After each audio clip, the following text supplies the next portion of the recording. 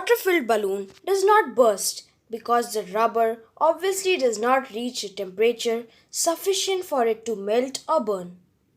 With air inside the balloon, this heat is not rapidly dissipated away from the spot touching the flame.